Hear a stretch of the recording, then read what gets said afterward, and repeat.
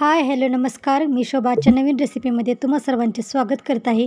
आणि आज आपण बीटरूटच्या पुऱ्या तयार केलेल्या आहेत, त्या आज आपण बघणार आहे. तर अतिशय साध्या आणि सोप्या पद्धतीने आपण क्रिस्पी बीटरूट पुरी तयार केलेली आहे.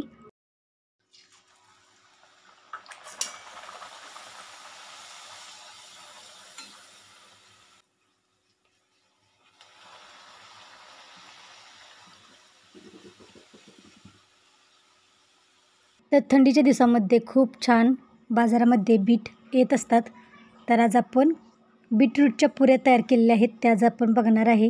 बीटरूटच्या पुऱ्या तयार करण्यासाठी आपण या ठिकाणी 2 मोठे बीट आपण पुऱ्या तयार करण्यासाठी घेतलेले आहेत.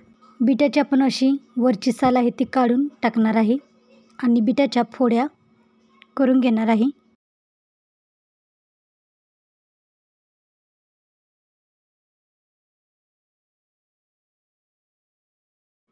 वरचा आणि खालचा भाग आपण बीटाचा कापून टाकत आहे आणि आपण मोठेच बीटाच्या फोड्या करून घेणार आहे. तुम्हाला जर खिसून वापरायचं असेल तर तसाही तुम्ही वापरू शकता, पण मी या ठिकाणी मोठमोठेच फोड्या मी करून घेत आहे. नंतर हे मी मिक्सरला बारीक करून घेणार आहे. माझ्याकडे अर्धा बीट फ्रीजमध्ये शिल्लक होता, तोही मी यामध्ये चिरून घेतलेला आहे. 1 चमचे धने, 1 चमचे जिरे आणि 1 चमचे बडीशेप आपण मिक्सरला फिरवून घेतलेले आहे. त्यातच आपण 4-5 हिरव्या मिरच्या, अर्धा लसणाच्या पाकळ्या आणि अद्रक चिरून घातलेले आहे. थोडीशी कोथिंबीरही आपण यामध्ये घेतलेली आहे आणि ज्या आपण बीटाच्या फोडी तयार करून घेतलेल्या आहेत त्या आपण फोडी आता यामध्ये घालत आहे. थोडंसं पाणी घालून आपण हे मिक्सरला बारीक करून घेणार आहे.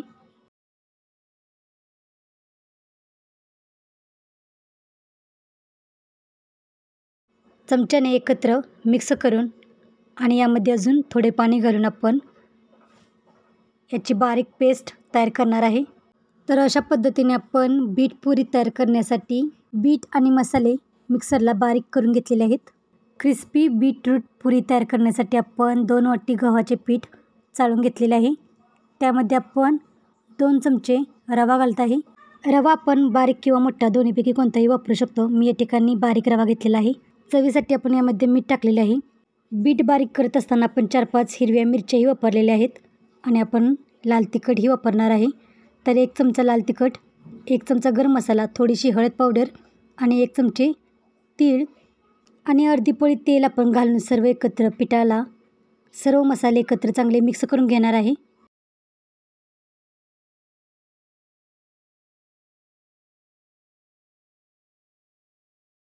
पीठ आणि सर्व मसाले चांगले एकत्र मिक्स करून झाल्यानंतर यामध्ये आता आपण मिक्सरमध्ये जे बीट बारीक करून घेतलेले मसाल्यांसहित ते आपण या पिठामध्ये घालून पीठ मळून घेणार आहे.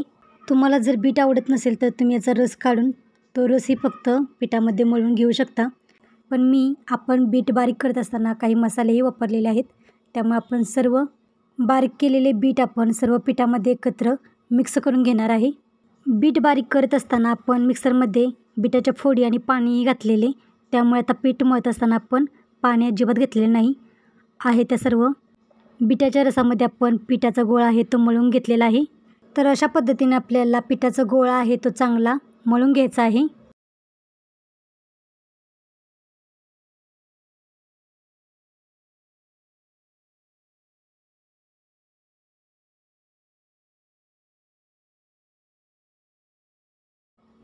मळून घेतलेले पीठ आपण 10-15 मिनटे मुरण्यासाठी ठेवून देणार आहे. मळून घेतलेले पीठ आपण 10-15 मिनटे मुरत ठेवलेले आणि आता आपण पिठाचे गोळे तयार करून घेत आहे. तर आपण बीटरूटच्या पुऱ्या तयार करत आहे, त्यासाठी आपण पेढ्याच्या आकाराचा गोळा घेऊन पुऱ्या तयार करून घेणार आहे. त्यासाठी आपण छोटे गोळे तयार करून घेत आहे.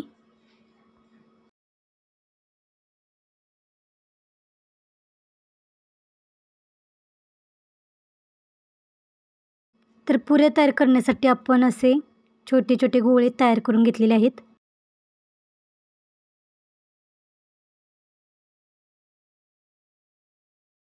पेढ्या एवढा एक गोळा घेऊन आपण ज्या पद्धतीने दरवेळेला पुरी लाटतो त्या पुरी एवढी आपण पुरी लाटून घेणार आहे. तर थोडेसे पीठ लावून किंवा तेल लावून आपल्याला पुरी आहे ती लाटून घ्यायची आहे. जास्त पातळही नाही आणि जास्त जाडही नाही अशी आपण पुरी लाटून घेणार आहे. एक पुरी मी पीठ लावून लाटून घेतलेली आणि आता राहिलेल्या पुऱ्या आहेत ते मी थोडंसं तेल लावून लाटून घेत आहे.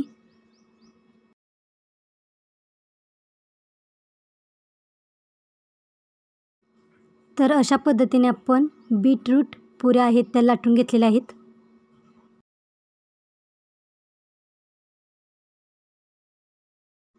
पुऱ्या तळण्यासाठी आपण कढईमध्ये तेल गरम केलेले आहे आणि गरम केलेल्या तेलामध्ये आपण पुऱ्या तळून घेणार आहे.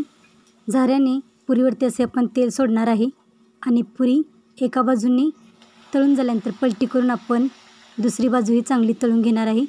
अशी पुरी आपण दोन्ही बाजूने क्रिस्पी होईपर्यंत तळून घेणार आहे.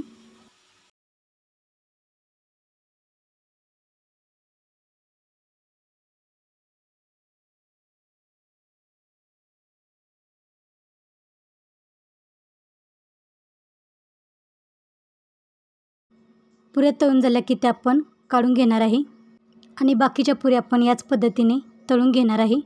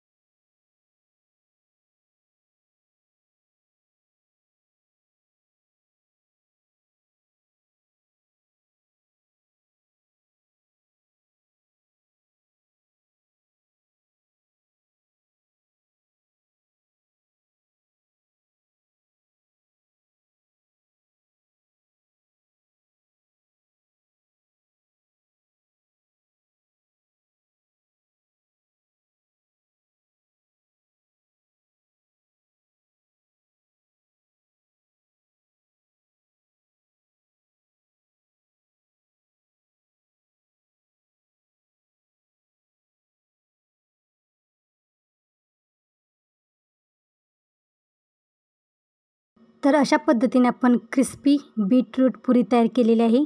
या पुऱ्या आपण अशाच कोरडे खाऊ शकतो किंवा बटाट्याच्या किंवा टोमॅटोच्या भाजीसोबत खाऊ शकतो. अशाच कोरड्यासुद्धा खायला या पुऱ्या खूप छान लागतात. तर आजची रेसिपी कशी वाटली ती कमेंट बॉक्समध्ये नक्की सांगा आणि अजून चॅनेलला सबस्क्राईब केलं नसेल तर चॅनेलला सबस्क्राईब करा आणि वेळात वेळ काढून रेसिपी पूर्ण बघितल्याबद्दल धन्यवाद.